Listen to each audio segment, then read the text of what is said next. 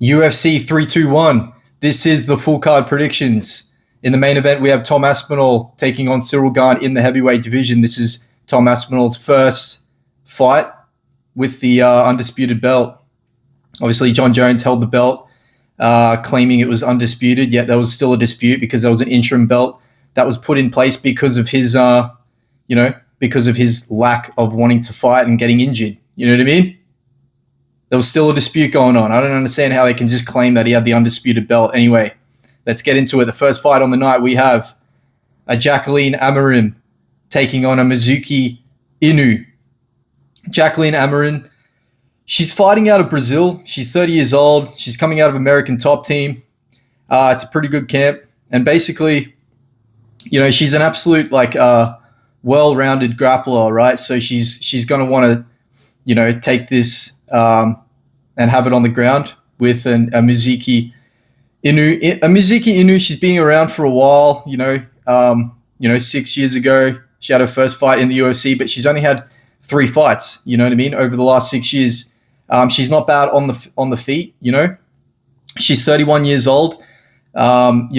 Jacqueline has a 4-inch reach advantage at 68 inches of reach.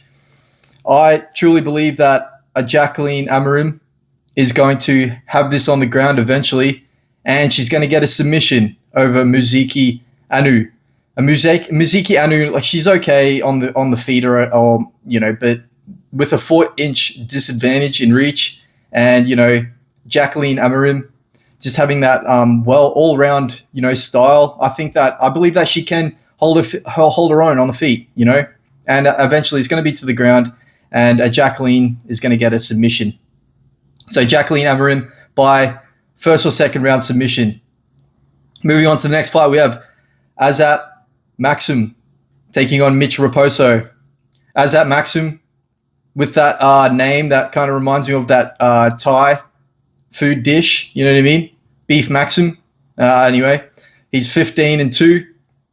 He's 30 years old. He's 5'7", right? So, and he's got a 70-inch reach. On the other hand, we have Mitch Raposo. He's 9-3. He's okay on the feet, Mitch Raposo. But at the end of the day, I think Azat Maxim just has him everywhere. I think that Azat Maxims can school him on the feet too, because he's got quick hands, man. He's got quick strikes.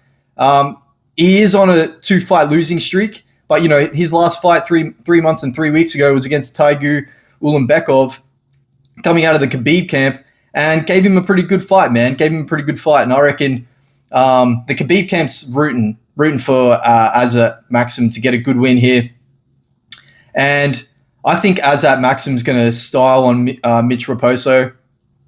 And, Mitch Raposo having that 5.5-inch reach disadvantage in this one. Mitch Raposo, I think Azat Maxim's kind of just at one level above a Mitch Raposo.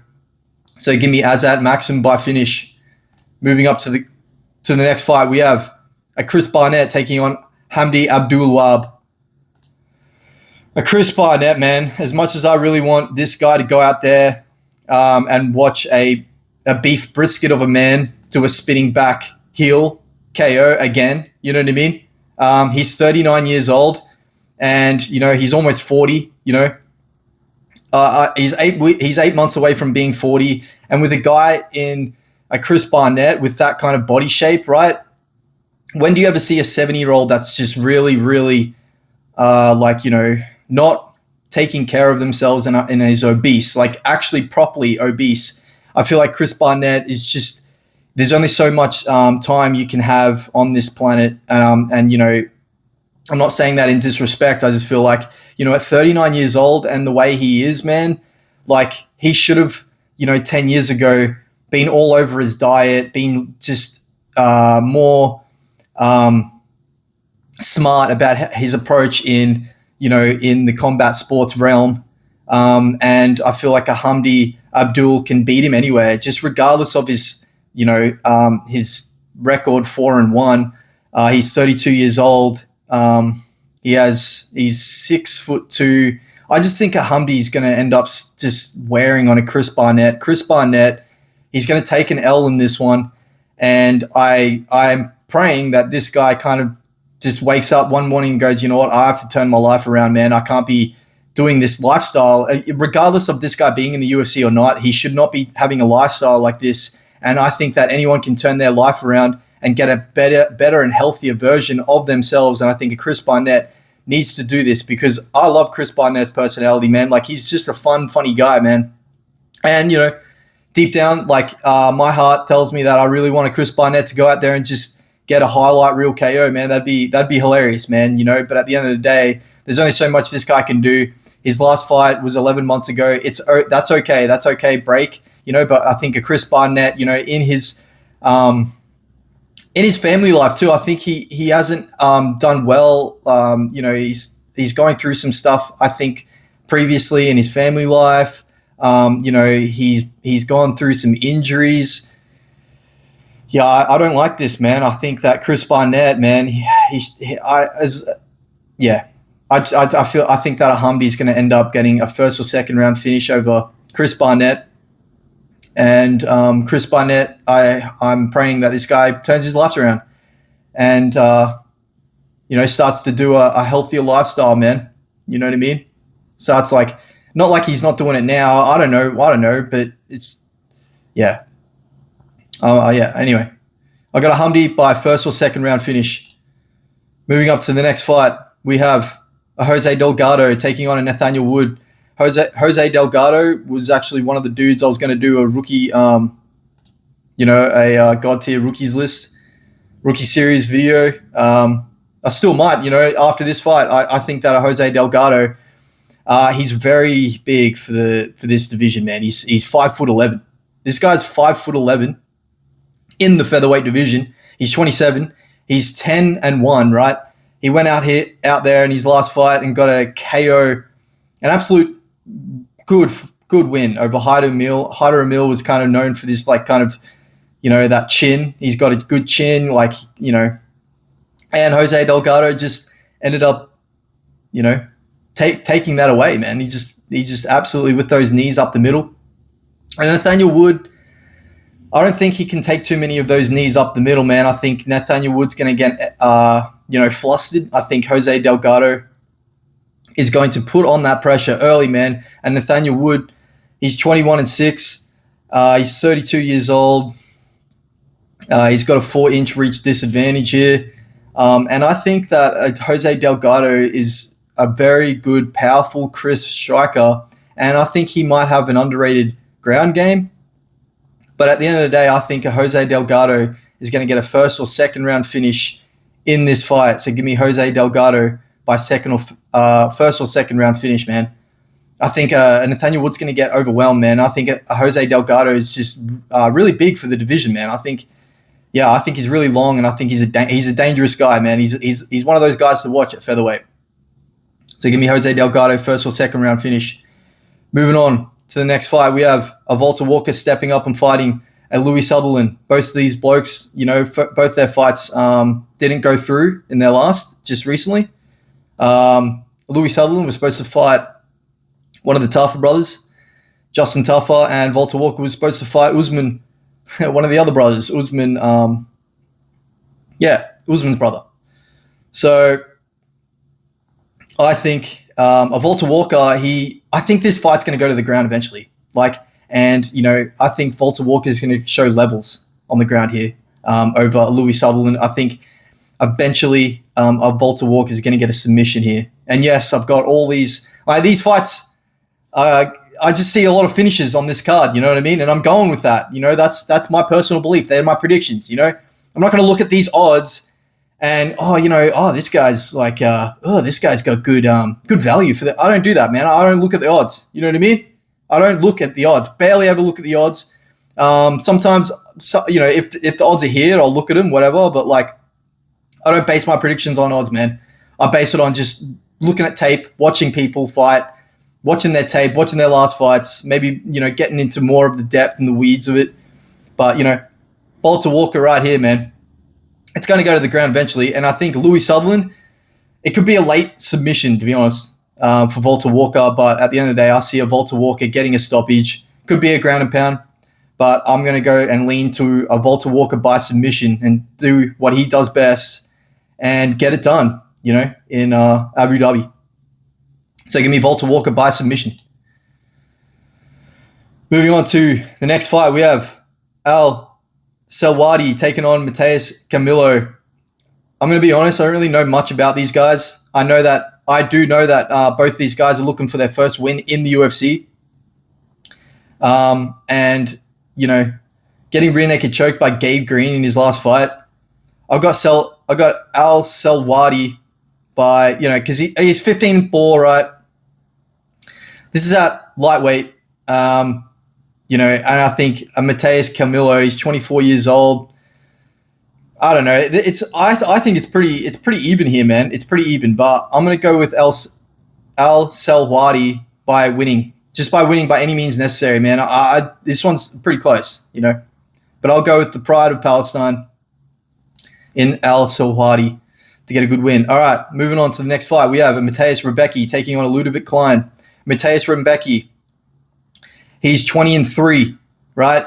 He's kind of got that style where it's like he's that kind of guy where he's like that small man syndrome, move forward and impose his will kind of guy. He's kind of quick on the feet, but it's pretty funny. They're both the same age. He's fighting out of Poland. He's 33 years old. Just recently, he went to war with Chris Duncan, man, and he went to war with Oralby. He just edged it over a split decision. I personally think that Oralby, just edged it, but that was so close, man. It could have gone either way. Lost to Chris Duncan 2 months and 2 weeks ago. I think this guy has been taking he hasn't been taking too much time off, man. But on the other hand, we have Ludovic Klein. He's 23-5.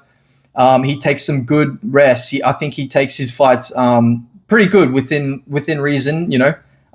Takes fights with good breaks in between. So he's got a smarter management team. You know what I mean? But he lost the decision to Mateusz Gamrot, but Mateusz Gamrot got absolutely smoked by one of the best to ever do it. In Charles Oliveira. He's 30 years old. He's just got that way better kickboxing. Way better hands. He's got the better strikes on the feet. Ludovic Klein, he does. He's got the better strikes on the feet, and I truly believe that he's got a better. I reckon he's got a takedown defense too. He's got good takedown defense. He's got good, grappling awareness. You know what I mean? And I think Ludovic Klein can keep it on the feet and just piece up Mateusz Rebecki. And I've got a Ludovic Klein by 29-28 decision. I think Mateusz Rebecki is going to make it hard in the first round, but I think the first round's his better round in a fight, and I think Ludovic Klein's going to overtake it in the second and third and get himself a good 29-28 decision. And Mateusz Rebecki just took another big war, and he needs to take a little bit of time off.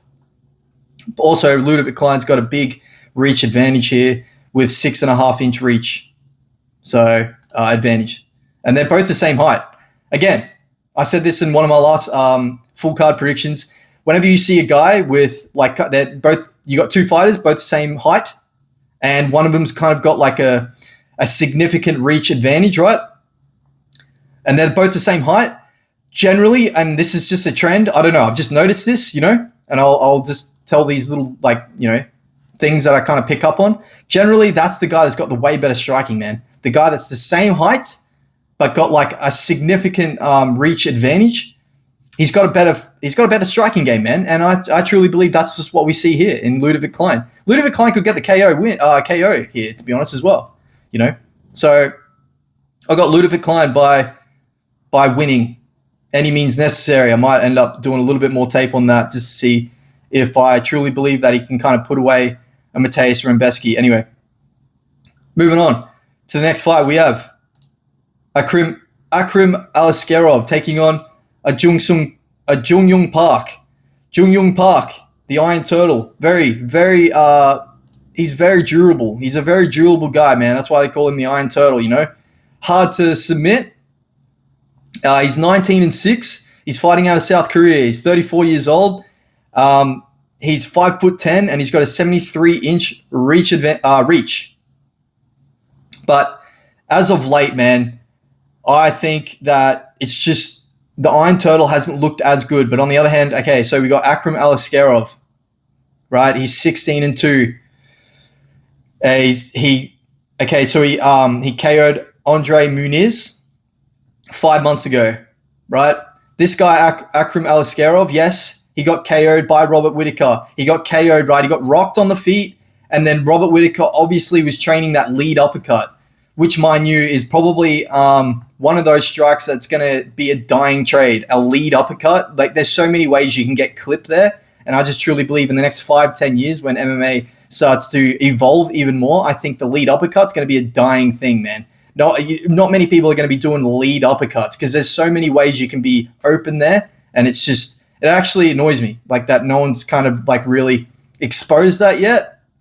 Lead uppercuts, it's going to be like blacksmithing, you know what I mean? But he's 16-2. Obviously, Hamzat Chimaev caught Akram Aliskerov with the lead uppercut as well, and then Robert Whittaker kind of duplicated that when he had Akram Aliskerov hurt on the feet, I believe, in the first round. But, you know, Akram Aliskerov's kind of like a do-or-die kind of guy, man. He'll go out there in the first round and impose his will, and he's 32 years old. He's fighting, you know, this is going to be a lot of these guys, man, like he's going to have the crowd advantage. You know, he's 6 foot, 76-inch reach. This is at middleweight. They carry power. Young Park, the Iron Turtle, is going to take a KO loss here, man. He's getting KO'd first or second round. I'm going to say first round. I'm going to say Ikram Aliskerov is going to put it on him early in the first round and get himself a good KO win over Sung Park. Yeah, and it's going to be like he's going to get too overwhelmed, Young Sung Park, I think, and first or second round KO, but I'm kind of leaning towards first round KO for Ikram Aliskerov. So give me first round KO. Moving on to the next fight, we have Nasrat Haqparast taking on Quinlan Salakil. Now this fight is on short notice. Quinlan Salakil, he's been always ready, man. I was listening to it. He's always ready. He's looking for, you know, he's asking for fights, man. He's asking. He's sitting there. He's waiting. He's always training. He's 9-1, 25 years old. He's fighting out of my home country, Australia, right? But he's on the Perth end. He's probably on the better end, to be honest, other than Queensland. But this is at lightweight, right? And he's taking on a Nasrat Haqparast. I like Nasrat in this one, man. I think Nasrat is going to style on a Quinlan Salakil. I truly believe that Nasrat Haqparast, at the end of the day, you know, this could go either way, and it could be really close, you know, because they've kind of got both the similar styles to complement each other. Like, this is going to be a good fight to watch, man. I'm really, really keen to watch this one, man. I believe it's going to be a stand-up affair, but I think Nasrat's got his number, man. Like, at the end of the day, we've seen it with Nasrat's fights, man. Like, when it gets really close to decisions, split. His last two, they've been split decisions. He's 18-5. He's 30 years old. He's only getting better. He's got that 5-year kind of just experience over Quinlan Salakil. I truly believe that Nasrat Haqparast is going to get a 29-28 decision or possibly a 30-27 decision, to be honest. So, yeah, I got Nasrat Haqparast on decision. But I think Quinlan Salakil is going to bring it, man. He's going to bring it. It's going to be a good fight to watch. Moving on to the next fight, we have an Alexander Raik taking on Azamat Muzakhanov. Azamat Muzakhanov, and again, another short man syndrome powerhouse, man. That's how I see his style, you know what I mean? I love watching Azamat Muzakhanov. You know, he's made me some cash money, man. Like, this guy with these KOs, I think the train ends here. He's 15-0. He's undefeated. He's 36. And we've got to realize that this guy, I think he's doing too many of the same thing. Overhands, swinging overhands. I think that an Alexander Raik, even though in these last three, man, he hasn't got a win, right? He hasn't got a win. But, you know, Magomed Ankalaev by decision lost. Jiri finished him. That's Jiri. And then a Jan Blachowicz. Dude, all three of them are champs. All three of them were champions, right? Azamat Muzakhanov, I can totally see Araik using his distance, just jabbing this Azamat Muzakhanov, and he's almost got a 7-inch reach advantage. I think he's going to use that really good. I think that Araik has got a better ground game. I think he can take it to the ground if need be. I think Raik's going to get a good win here, man. He's going to take the O of an Azamat Muzakhanov. Is he going to stop an Azamat Muzakhanov? I don't think so. I think this is going to be a well-competitive fight in the first. I think Araik is going to overtake him in the second and use his length, keep using his length, use the low kicks and the calf kicks, and just chop away at an Azamat Muzakhanov. Azamat Muzakhanov is going to end up looking a little slower at the end of the second. In the third, I think Raik is going to overtake, and I think an Alexander Raik is going to get a 29-28 decision over Azamat Muzakhanov and take his O, man. I think that an Alexander Raik is a very good dog here. He's a dog. He's a dog. Sometimes I look at odds, and guess what? I looked at this card just to have a little brief overlook after I made my decision on my picks, because obviously these are raw takes, man. This is a raw video, you know what I mean, of just me doing my picks, because I go through all the fights, and I pick my picks, and then, I'll see who I picked as the underdog, because, when you see the odds first, man, it definitely changes the way you look at things. But anyway, I've got an Alexander Raik getting a very good win, 29-28 decision, and taking the O of Azamat Muzakhanov. I think Azamat Muzakhanov, this is where he's going to start, reaching the skill gap here. He's 36 too, man. You know what I mean? And he's shorter for the division, at the light heavyweight division. Anyway, Raik by 29-28. Moving on. Moving on to the next fight. We have Alexander Volkov taking on Jailton Almeida. Jailton Almeida, fighting out of Bahia, Salvador, Brazil, where my partner's from, right? He's 22-3. He's 34 years old, right? He used to play soccer. He used to play football. Okay, let's not get it twisted, right? Okay, he's not, right? Alexander Volkov, used to fight when he was just a little boy, man. You know what I mean? He's been fighting his whole life, right? Jailton Almeida, I think Jailton Almeida is going to take an L here, man. Alexander Volkov, he's 38-11, and he's 6'7".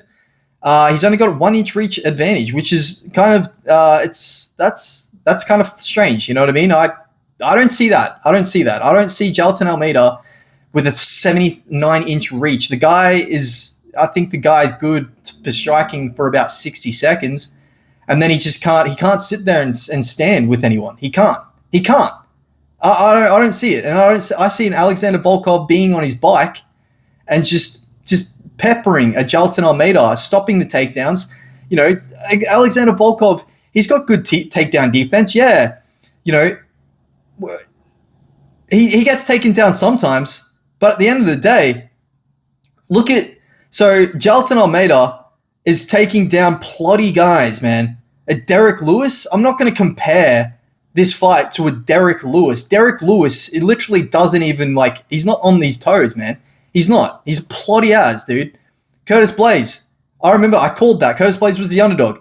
Ended up TKOing him up against the cage because, he just gassed. He couldn't. So he submitted Alexander Romanov, ploddy guy. TKO'd Sergey Spivak on the ground, mount. Sergey Spivak's really not. He's pretty mid. I think an Alexander Volkov's, it's going to be an Alexander Volkov beat Ciryl Gane. Let's not beat around the bush here, man. That's my opinion. He beat Ciryl Gane. They knew they wanted to do this with, Tom Aspinall, Ciryl Gane. They knew it, right? Alexander Volkov beat him. He beat him 2-3.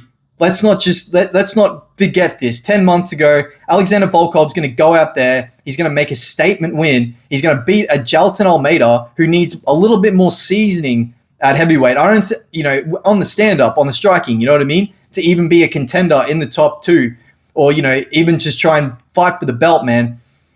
Even if Jailton Almeida fought Tom Aspinall will probably choke him out, to be honest. Tom Aspinall's got the better jiu-jitsu game. Tom Aspinall is jiu-jitsu background, you know what I mean, when he started MMA. Anyway, I think Alexander Volkov, it kind of annoys me. You know what I mean? Like, Alexander Volkov shouldn't have lost to Ciryl Gane, man. That's just ridiculous. It's ridiculous. Anyway, Alexander Volkov, I think he's going to get either a late stoppage or a 29-28 decision or a 30-27. 30. Yeah. Honestly, Alexander Volkov could beat him anywhere. He won't submit a Jailton Almeida, but at the end of the day, I truly believe that Alexander Volkov, with that length, on his feet, peppering a Jailton Almeida, I think he's going to get a 29-28 decision.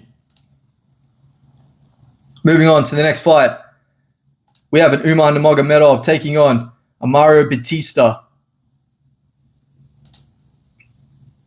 Mario Batista, 16-2. His last fight, he beat Apache Mix on the decision. He's 32 years old. They basically got the same reach. The height's not that different. Umar's about 5 foot 8 inches tall. This is a no-brainer here, boys. Ladies and gentlemen, this is a no-brainer. And you know what?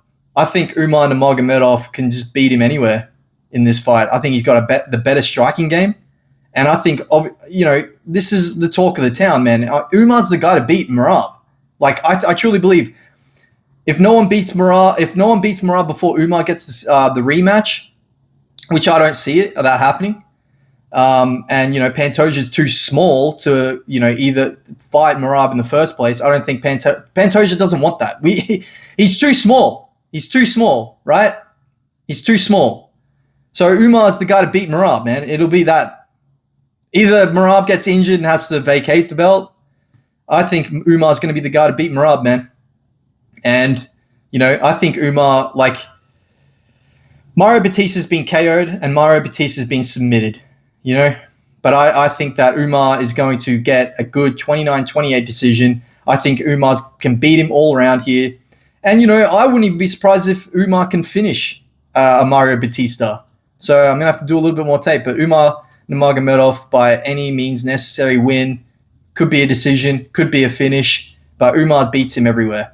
Moving on to the co-main event, we have the ladies going at it in the strawweight. This is for the strawweight belt. This is the most random title fight I've ever seen. It's the most random title fight, right? We have Beauty and the Beast, right? We have Beauty versus the Beast in this fight, ladies and gentlemen. And I'm not going to tell you who's the Beast, and I'm not going to tell you who's the Beauty, but you know what I mean?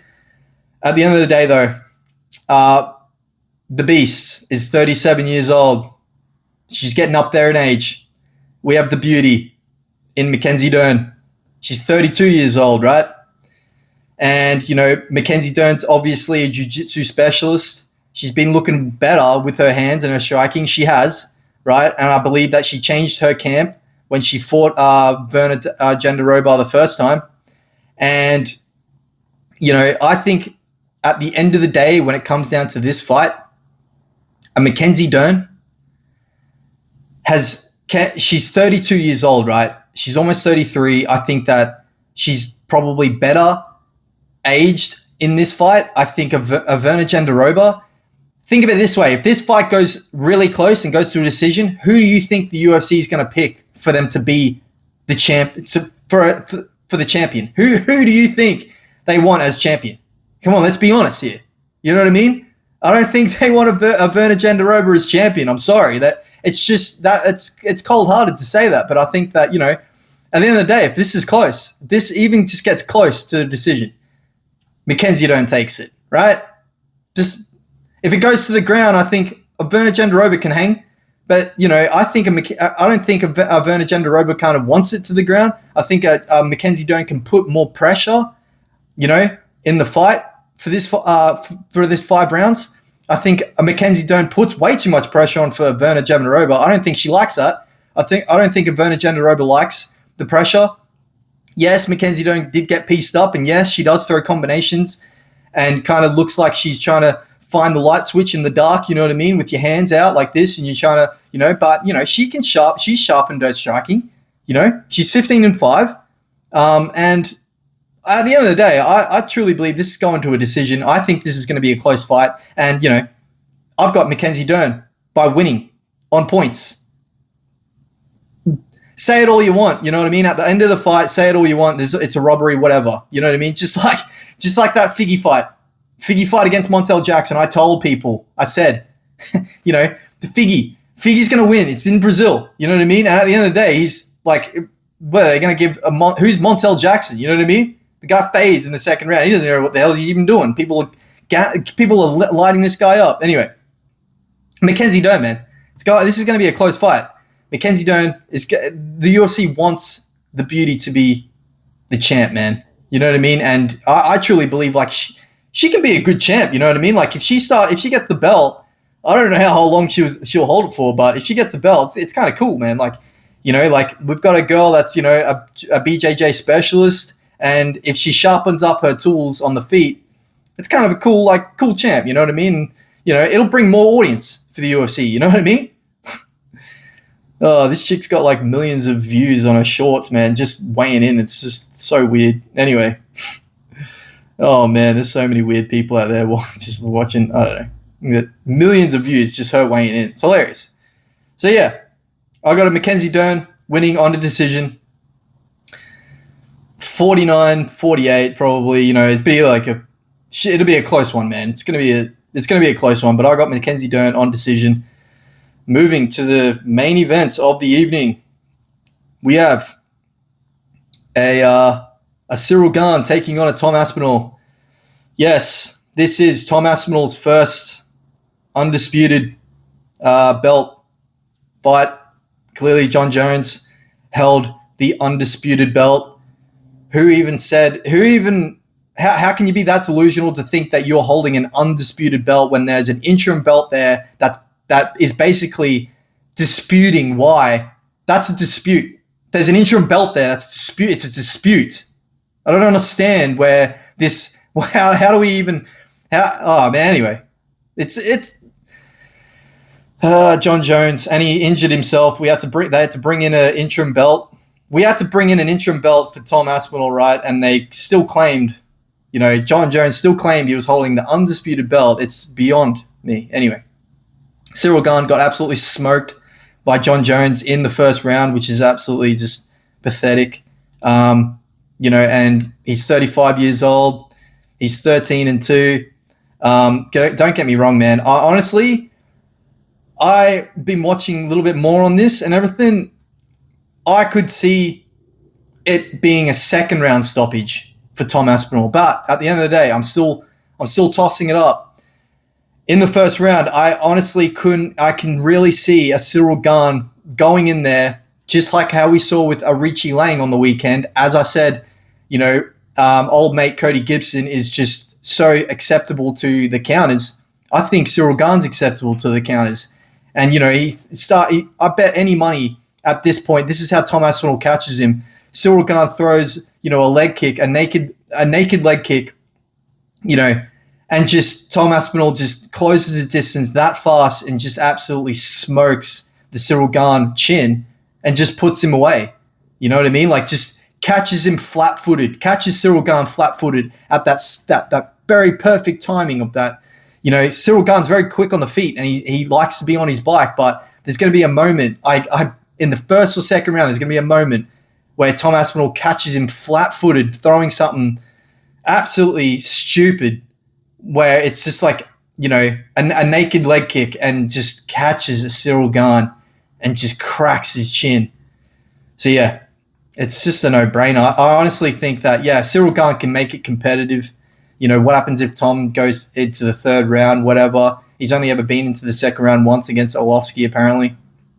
But, you know, I think that Tom Aspinall's going to go out there hungry, man, and he's 32 years old. Like, these boys, these heavyweights don't prime until they're, you know, Tom's just coming into his prime. He's only just coming into his prime, you know what I mean? So, yeah. And the UFC knows that. They were putting him on ice to begin with, but they know, man, he's still got like 2 years till he's really, really in his prime, you know what I mean? And they're sitting on a gold mine here in Tom Aspinall, man, because this guy is going to be a reigning champion for a while. I can see it. I don't see a Ciryl Gane beating him. No way. Anything can happen in a fight. Anything can happen. But I see a Tom Aspinall cracking him. Anyway, first or second round. Yep. If you, that's my picks. This is Punches and Profits. I'm out. Peace.